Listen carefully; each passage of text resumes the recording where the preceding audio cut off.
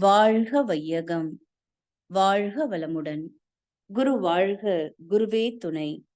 தியானமே யோகம், யோகமே ஞானம். தமிழ் ஆனந்த யோகம் வாழ்க வளமுடன். தமிழ் ஆனந்த யோகத்தின் இன்றைய சிறப்பு சிந்தனை துளி, இறைவனும் அறிவும் ஒன்று. அறிவு என்பதை மொழியின் மூலமாக விளக்க முடியாது. அறிவு இல்லாத மனிதனே இல்லை என்று அறிவோம். எனினும் ஒருவன் மற்றொருவரை பார்த்து உனக்கு அறிவு இருக்கிறதா என்றால் அந்த இருவருக்கும் சண்டையும் குழப்பமும் உண்டாகிவிடுகிறது. பேரியக்க மண்டலத்தையும் அதன் இயக்க சிறப்புகளையும் அறிவை கொண்டுதான் உணர்கிறோம். அந்த அறிவையும் கூட அறிவால் தான் உணர்ந்தாக வேண்டும். இந்த இடத்தில்தான் சிக்கலும் குழப்பமும் நமக்குள் ஏற்படுகின்றன. எந்த தத்துவத்தில் இருந்தும் இயக்க சிறப்புகளிலிருந்தும் இறைநிலையினை எப்படி பிரித்து பார்க்கவும் பிரித்து பேசவும் முடியாதோ அதே போன்றுதான் எந்த இயக்கத்தில் இருந்தும் எந்த பொருளிலிருந்தும் அறிவையும் கூட யாராலும் பிரித்து பேச முடியாது.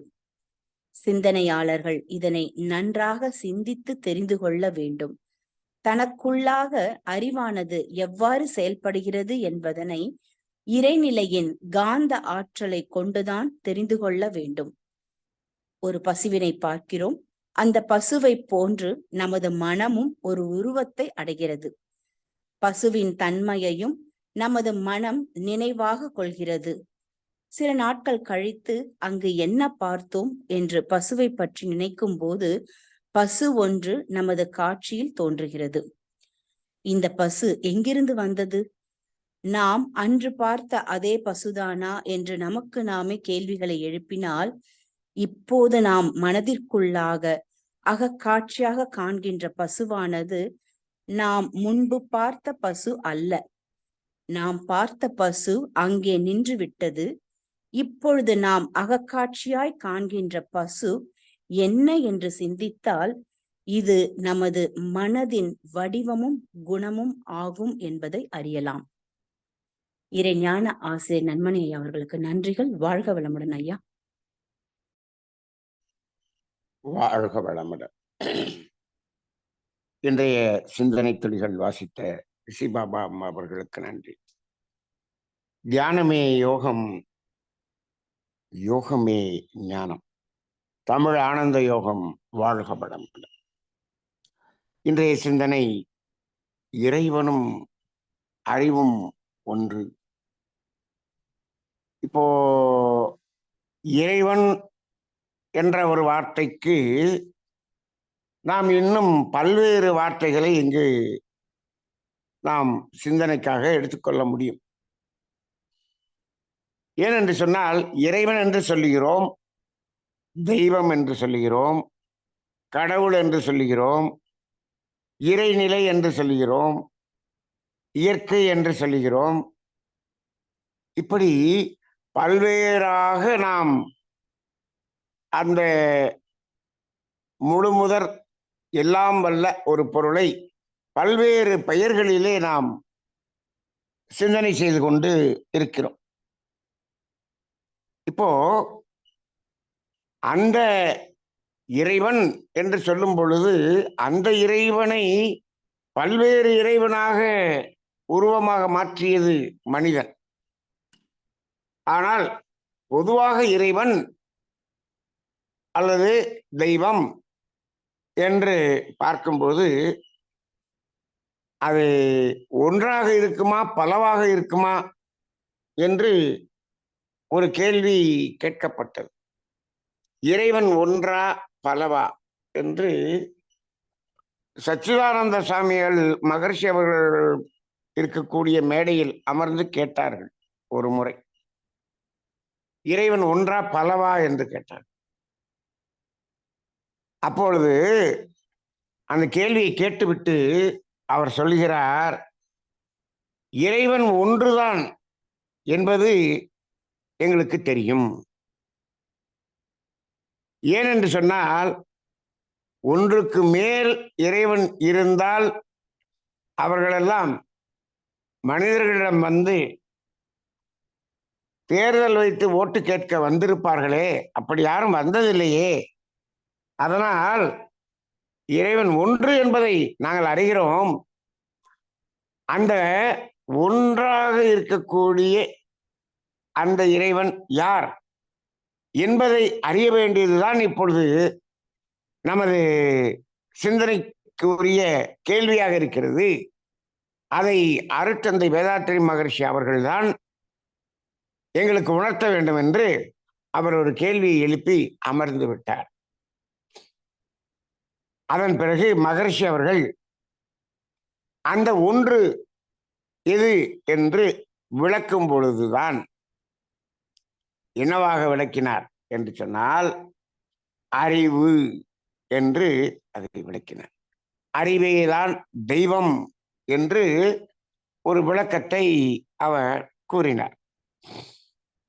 அப்ப மகரிஷி அவர்கள் கடவுளை காணலாம், எது தெய்வம், இப்படி நிறைய அறிவே தெய்வம், இப்படியெல்லாம் நிறைய தலைப்புகளில் உரையாற்றி இருக்கிறார்.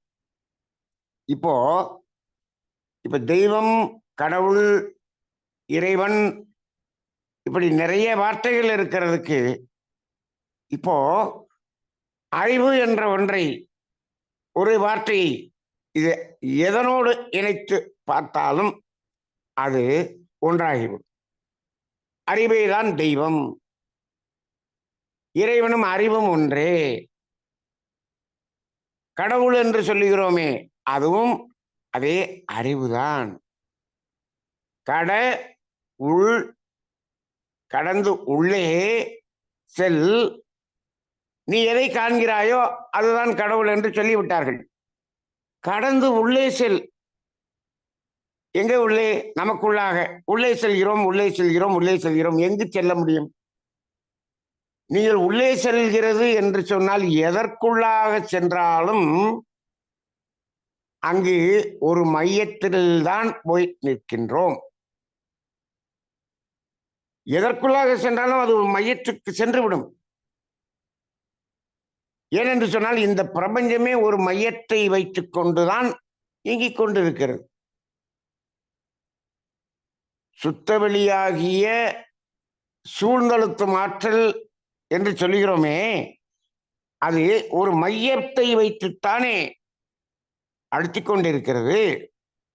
மையம் என்ற ஒன்று இருக்கிறது அல்லவா? இப்போ கடந்து உள்ளே செல்கிறோம், அந்த மையத்துக்கு செல்கிறோம். மையம் எதுவாக இருக்கிறது என்று பார்த்தால் எல்லா மையமும் அறிவாக இருக்கிறது. எல்லா மையமும் என்று சொன்னால் இந்த பிரபஞ்சத்துக்கு ஒரு மையம் என்று சொல்லிவிட்டோம்.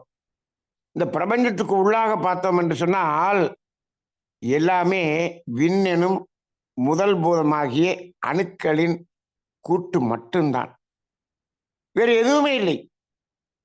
இந்த பிரபஞ்சம் முழுவதையும் பாருங்கள், விண் எனும் ஒரு இயக்கம், இயக்கமில்லாத சுத்தவெளி, இந்த ரெண்டு தான். இதை தவிர வேறு எதுவுமே இல்லை.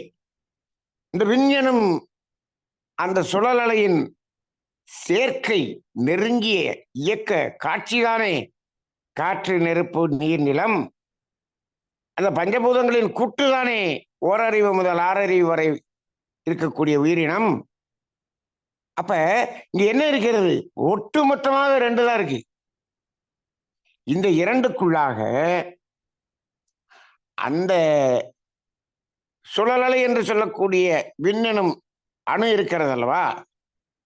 அந்த அணுவிலே சுழற்சி என்று ஒன்று இருக்கிறது.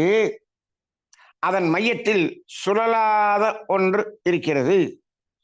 அந்த சுழலாத இயங்காத ஒன்று இல்லாமல் இந்த இயக்கம் இயங்காது. இந்த இடத்துக்கு வந்துடும். அப்ப ஒவ்வொரு அணுவின் மையமும் அசையாத அறிவாக இருக்கிறது. அப்ப அந்த சுழல்வது எது? சுழல்வது ஆற்றல். மையத்தில் சுழலாமல் இருப்பது அறிவு. சரி, இப்ப ஆற்றலும் அறிவும் தானே?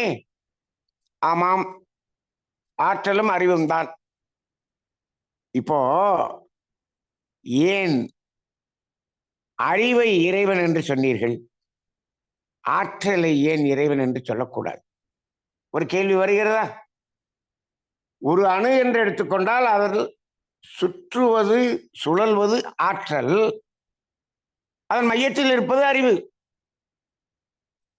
அப்ப ஆற்றலும் அறிவும். மகரிஷி அவர்கள் சொல்வார்கள், சுத்தவெளியாகிய இறைவெளி அசையாத சுத்தவெளிக்குள்ளாக இன்ஹரண்டாக என்ன இருந்தது என்று சொன்னால் ஆற்றலும் அறிவும் என்று சொல்வார்கள்.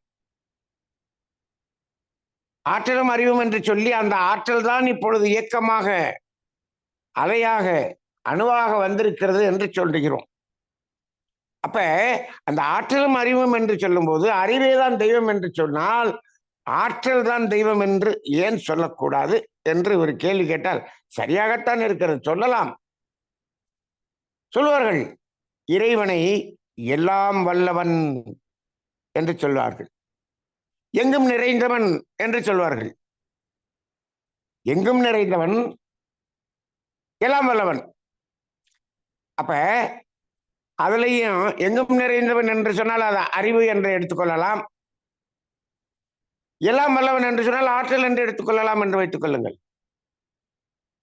அப்ப சில பேர் சொல்வார்கள், இந்த கடவுளை நம்பாதவர்கள் எல்லாம் சொல்வார்கள், கடவுள்னு யாருமே இல்லப்பா, ஒரு இயற்கை என்ற ஒரு மாபெரும் சக்தி என்று ஒன்று இருக்கிறது. அப்ப அவர்கள் எதை சொல்லி ஆற்றலை என்ன சொல்ல, அதை ஒரு நமக்கெல்லாம் உயர்ந்தது என்று அந்த ஆற்றலை அவர்கள் ஏற்றுக்கொள்கிறார்கள். ஏனென்று சொன்னால் அந்த ஆற்றலோடு இவர்களால் எதிர்த்து எதையும் செய்ய முடியாது என்பதால் அதை ஏற்றுக்கொள்கிறார். அதை கடவுளை ஏற்றுக்கொள்ளாதவர்கள் கூட இந்த ஆற்றலை ஏற்றுக்கொள்கிறார்கள். நமக்கு மீறி ஒரு ஆற்றல் இருக்கிறது, நம்மை தாண்டி ஏதோ ஒன்று நம்மை இயக்கிக் கொண்டிருக்கிறது என்பதை சொல்லுகிறார்கள், அதை ஆற்றல் என்று சொல்லுகிறார்கள். அப்ப அந்த ஆற்றல் என்பதை நாம் இறைவன் என்று ஏற்றுக்கொள்ளலாமா என்றால், அந்த ஆற்றல் என்ற அசையக்கூடிய சுழல் இருக்கிறதே அது நிலையானது அல்ல. அது என்னாச்சு, இப்பொழுது சுழன்று கொண்டிருக்கிறது, அசைந்து கொண்டிருக்கிறது. அந்த அசைந்து கொண்டிருக்கிறது ஒரு காலகட்டத்தில் என்ன ஆகும், அசையாமல் நின்றுவிடும். அசையாமல் நின்று விட்டால் என்னவாக மாறிவிடும், மையத்தில் அசையாத ஒன்று அறிவாக இருக்கிறதே அதுவாக மாறிவிடும். அப்ப இந்த ஆற்றல் என்பது ஒரு தற்காலிகமானது, அறிவு என்பது நிலையானது. அப்ப ஆற்றலை தெய்வம் என்று சொல்றதுல தப்பு இல்லை, இருந்தாலும் அந்த ஆற்றல் என்ற அசைவு நின்று விட்டால் அதுவும் என்ன ஆகிறது, அறிவாக மாறுகிறது. சரி, அப்ப அந்த அறிவு என்பதை சிவம் என்று சொல்லுகிறோம், ஆற்றல் என்பதை சக்தி என்று சொல்லுகிறோம். இப்பொழுது நடைமுறை வாழ்க்கையில் அப்படி நாம் வைத்துக் கொண்டோம். இப்போ அந்த சக்தி என்று சொல்லக்கூடிய அணுவுக்குள்ளாக சிவம் என்ற அறிவு இருக்கிறதா? இருக்கிறது. சரி, அசையாத சிவம் என்று சொல்லுகிறோமே, சுத்தவெளியாகிய இறைவெளி, அங்கு சக்தி இருக்கிறதா? இல்லை. அப்ப சக்தி இல்லாமல் சிவம் உண்டு, ஆனால் சிவம் இல்லாமல் சக்தி இல்லை. அப்ப இந்த இடத்துல அந்த ஆற்றல் இல்லாத அறிவு என்று இருக்கும், ஆனால் அறிவு என்ற ஒன்று இல்லாத ஆற்றல் கிடையாது. ஏனென்று சொன்னால் அந்த ஒரு ஒரு அணுவின் சுழற்சி இருக்கிறது அல்லவா, அதுவே எப்படி சுழல்கிறது, ஒரு வடிவம், ஒரு வட்ட வடிவத்தில் சுழல்கிறது. அந்த வடிவமாக இருப்பது எது? அறிவு. அது ஒரு இயக்க ஒழுங்கிலே சுற்றுகிறது அல்லவா? அந்த இயக்க ஒழுங்காக இருப்பது எது? அறிவு. அப்ப இது சுற்றி கொண்டிருக்கிறது என்று சொல்லுகிறோம். அதை சுற்ற வைத்துக் கொண்டிருப்பது மையத்தில் இருக்கக்கூடிய அறிவு.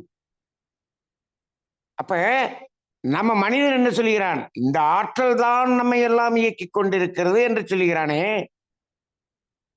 அங்கு போய் பார்த்தால் அந்த ஆற்றலையும் அறிவுதான் இயக்கிக் கொண்டிருக்கு, அது இறக்கிக் கொண்டிருக்கிறது. இப்போ நம்ம உடம்புல நம்ம 4 இட்லி சாப்பிட்டு பேசாம போயிட்டோம். உள்ளுக்குள்ள அது என்னென்னவாக மாறுகிறது, எத்தனை வேலை நடக்கிறது, இதெல்லாம் யார் செய்கிறார்கள்? 4 இட்லி உள்ள போனோடனே ரத்தமாக மாறுகிறதே. மகரிஷி கேட்பாங்க, இந்த விஞ்ஞானிகள் எல்லாம் இந்த ஆற்றலை அறிவையும் கூட ஏற்றுக்கொள்வதில்லை.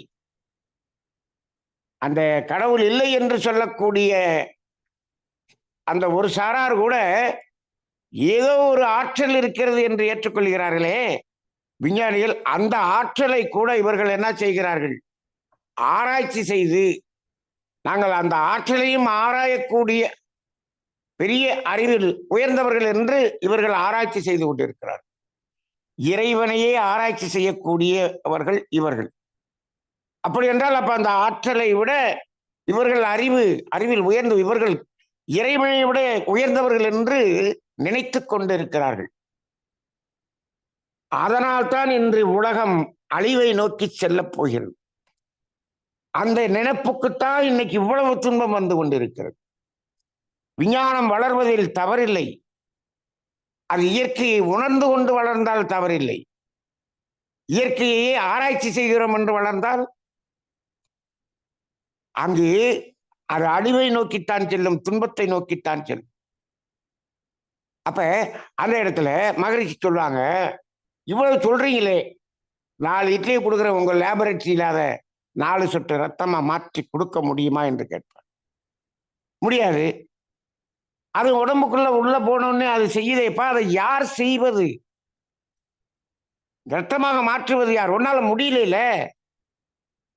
முடியல. அப்ப உனது அறிவு குறைபட்டது, எல்லை கட்டியது. இந்த எல்லை கட்டிய அறிவை கொண்டு எல்லையற்ற அறிவை நாங்கள் ஆராய்ச்சி செய்து அதை நிரூபணம் செய்ய போகிறோம் என்று சொன்னால் அந்த முயற்சியிலே நிச்சயமாக வெற்றி பெற முடியாது. ஆனால் இதையெல்லாம் கண்டு உணர்ந்த சித்தர்கள் அந்த இயற்கையோடு இயற்கையாய் ஒன்றி தவ நிலையில் மனதின் மூலமாக அதை உணர்ந்து கொண்டார்கள், அதை மதித்தார்கள். இப்போ இந்த விஞ்ஞானம் இந்த ஆற்றலை பயன்படுத்தி எப்படி நாம் சொகுசாக வாழ்வது இந்த வாழ்வியலுக்காக என்று இந்த ஆற்றலை பயன்படுத்து அதைத்தானே செய்து. இப்போ இயற்கை என்ன சொல்லுது? அறிவு என்பதை பாருங்கள். அறிவாகிய தெய்வம் தினந்தோறும் காலை சூரியன் உதிக்கிறது, மாலையில் மறைகிறது. சூரியன் மறையும் போது நீங்க தூங்க சென்று விட வேண்டும் என்று சொல்லுகிறோம். காலையில் சூரியன் வரும்போது அது நம்ம எழுந்து விடுகிறோம். நமக்கு அது அந்த வெளிச்சம் என்பது பகல் முழுவதும் கிடைக்கிறதா? எல்லா வேலையும் செய்து கொள் என்று சொல்லுகிறது. ஆனால் மனிதன் இந்த ஆற்றலை பயன்படுத்தி கரண்ட்டை கண்டுபிடிக்கிறான். இன்னைக்கு கரண்ட் பற்றாக்குறை, அதை வைத்து இயந்திரங்களை கண்டுபிடித்தார். இது எல்லாமே எதற்கு? நமக்கு மாற்று. அந்த சூரியனுடைய அந்த வெளிச்சத்துக்கு இவன் மாற்று கண்டுபிடிக்கிறான். அந்த ஆற்றலுக்கு இவன் ஆற்றலை கண்டுபிடிக்கிறான். அந்த ஆற்றலை வைத்து எதையெல்லாம் கண்டுபிடித்தானோ அது எல்லாமே இந்த உடலில் புறக்கருவிகள் இருக்கிறது அல்லவா? நாம் சென்ட்ரல் நர்வஸ் சிஸ்டம் என்று நாம இயக்கிக் கொண்டிருக்கிறோமே உடலில், அவ்வாறு இயக்குவதற்கெல்லாம் மாற்றுக்கருவி கண்டுபிடித்ததுதான் இந்த இயந்திரங்கள். சரி, அட்டானமஸ் நர்வஸ் சிஸ்டத்துக்கு நீங்க மாற்றுக்கருவி கண்டுபிடிங்கள். இன்னும் முடியவில்லையே. அதையும் கண்டுபிடிப்பதற்காக முயற்சி செய்து கொண்டிருக்கிறார்கள் அறிவில் குறைபாடாக இருக்கக்கூடிய பெரிய பெரிய விஞ்ஞானிகள்.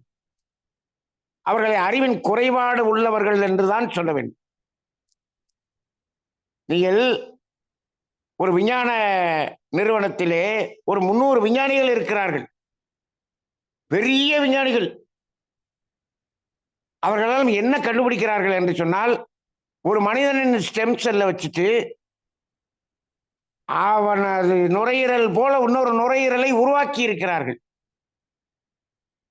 இதை உருவாக்குவதற்கு ஒரு 300 விஞ்ஞானிகள் வருஷக்கணக்கில் ஆராய்ச்சி செய்து உருவாக்கி விட்டோம், நாங்கள் அதில் வெற்றி அடைந்து விட்டோம் என்று உயர்த்தி பேசிக் கொண்டிருக்கிறார். இது எதற்கு? அந்த விஞ்ஞான குழுவில் இருந்த ஒரு விஞ்ஞானியிடம் நான் கேட்டேன், இது எதற்கப்பா இதை தயார் பண்ணி வச்சிருக்கீங்க, இதை என்ன செய்ய போறீங்க அப்படின்னு. அப்ப அவர் சொல்லுகிறார், அவருடைய இந்த நுரையீரல் அவருக்கு மட்டும்தான் பொருந்துமா, அவருடைய நுரையீரல் பழுதடைந்து விட்டால் இந்த நுரையீரலை அவருக்கு பொருத்தி விடலாம், அதற்காக நாங்கள் இவ்வளவு கண்டுபிடித்து விட்டோம். இதுக்கு 300 அறிவுகட்ட விஞ்ஞானிகள் உட்கார்ந்து இதை கண்டுபிடிச்சிங்களாப்பா இத்தனை வருஷமா? அந்த இருக்கக்கூடிய நுரையீரலை கெடாமல் எப்படி பாதுகாப்பது என்பதை நீங்கள் தெரிந்து கொள்ள வேண்டும் என்று சொன்னால் அதற்கு இவ்வளவு கோடிகள், இவ்வளவு ஆராய்ச்சிகள், இவ்வளவு நேரம் தேவையில்லையே. இது கெட்டு போச்சுன்னா அது அப்ப நீ என்ன சொல்ற? இது கெட்டு போகும். ஏன்பா கெட்டு போகும்? அதுவா கெட்டு போயிருமா? அப்ப அதுக்கு ஒரு ஸ்பேர் கண்டுபிடிக்கிறான். இது கெட்டு போகாம இருக்கிறது எப்படி? அதை தெரிந்து கொள்ள தயாராக இல்லை. நான் அதே சொன்னேன், இதை கண்டுபிடித்து விட்டீர்கள், இதை பொருத்தினால் வேலை செய்கிறதா என்று பார்க்க வேண்டும். அப்ப நீ என்ன செய்வீர்கள்? அந்த நுரையீரல் எப்ப கெட்டு போகும் என்று பார்த்து கொண்டே இருப்பீர்கள். அது கெட்டு போகணும், கெட்டு போகணும், கெட்டு போகணும் சங்கல்பம் சொல்லிக் கொண்டே இருப்பீர்கள் என்று சொன்னேன். அப்படி இல்லைன்னா நீங்களே கெடுத்துருவீங்க. அடுத்து கெடுத்துட்டு இதை கொடுக்க ஆரம்பிச்சிருவீங்க. இன்னைக்கு அதுதானே நடக்கிறது. நோயை உற்பத்தி செய்வது ஒரு கூட்டம், அதற்கு மருந்து தயார் பண்ணுவது இன்னொரு கூட்டம். அதான் சொல்றாங்க, அதாவது இந்த நோய் இன்னொரு 6 மாசத்துல வந்துடும், அதுக்கு மருந்து அதுக்கு அடுத்து 1 மாசத்துல வந்துடும், நாங்க இப்பயே தயார் பண்ணிட்டோம் மருந்து. என்னப்பா நோய் வர்றதுக்கு முன்னாடியே தயார் பண்ணிட்டேன்? நோயை உருவாக்குறதே நாங்க தானே. உருவாக்குறதுக்கு ஒரு கூட்டம், அதை தீர்ப்பதற்கு ஒரு கூட்டம், இப்படி ஒரு வியாபாரம். ஆக இப்போ நம்ம என்ன பண்ணிட்டோம், இந்த அறிவாகிய தெய்வம்தான் அனைத்தினுள்ளும் இருந்து நம்ம இயக்கிக் கொண்டிருக்கிறது என்ற ஒரு புரிதல் வந்துவிட்டால், அதை விளங்கிக் கொண்டு இந்த விஞ்ஞானம் அதனுடைய ஆராய்ச்சிக்கு செய்தால் இயற்கையோடு இணைந்த ஒரு ஆராய்ச்சிகளாக இருக்கும். அது நன்மையை மட்டும்தான் செய்யும். ஆனால் இப்பொழுது 95% துன்பம் கொடுக்கக்கூடியதைத்தான் இந்த விஞ்ஞானம் செய்து கொண்டிருக்கிறது. அதில் 5% நன்மை என்று கூட சொல்ல முடியாது, சௌகரியம் என்றுதான் சொல்ல முடியும். ஆக இந்த அறிவு என்பதை நாம் இறைவனும் அறிவும் ஒன்று என்று சொல்லும் பொழுது, நம்மிடம் இருக்கக்கூடிய நாம் அறிவு என்று சொல்லிக் கொண்டிருக்கக்கூடிய அந்த அறிவை யாரும் எண்ணிவிடக்கூடாது. இது ஒரு சிற்றறிவு, குறையுள்ள அறிவு, எல்லை கட்டிய அறிவு, எதிர்பார்ப்புக்கு உள் மயங்கிய அறிவு, மயக்கத்தில் இருக்கக்கூடிய அறிவு. ஆனால் ஒவ்வொரு அணுவுக்குள்ளாகவும் அசையாமல் இருக்கிறதே அந்த அறிவுதான் முற்றறிவு என்று சொல்லுகிறோம். அந்த முற்றறிவு இல்லாத இடம் இல்லை. ஆக சக்தி, சிவமில்லாத சக்தி இல்லை, ஆனால் சக்தி இல்லாமல் சிவம் உண்டு என்ற அடிப்படையிலே அதை ஆற்றலை தெய்வம் என்று சொல்வதற்கு பதிலாக அறிவேதான் தெய்வம் என்று சொல்லுவது அங்கு பொருத்தமாக இருக்கிறது என்பதை இன்றைய சிந்தனையில் நாம் சிந்தனையாக எடுத்துக்கொண்டிருக்கிறோம். அதனாலதான் அறிவேதான் தெய்வம் என்றார் தாயுமானார் என்று மகரிஷி அவர்கள் சொல்லுவார்கள். அப்ப இந்த அறிவைத்தான் வள்ளுவர் அவர்களும் என்ன சொல்லுகிறார்? தெய்வம் என்று சொல்லுகிறார். அப்ப அவர்கள் சொல்லக்கூடிய அறிவு என்பது முற்றறிவு. அது இல்லாத இடமே இல்லை, இல்லாத பொருளே இல்லை, இல்லாத அணுவே இல்லை. எல்லாம் அறிவின் இருப்பாகவும் அதுவே இயக்கமாகவும் இயங்கிக் கொண்டிருக்கிறது என்பதை இன்றைய சிந்தனையாக உணர்ந்து கொள்வோம். வாழ்க வளமுடன்.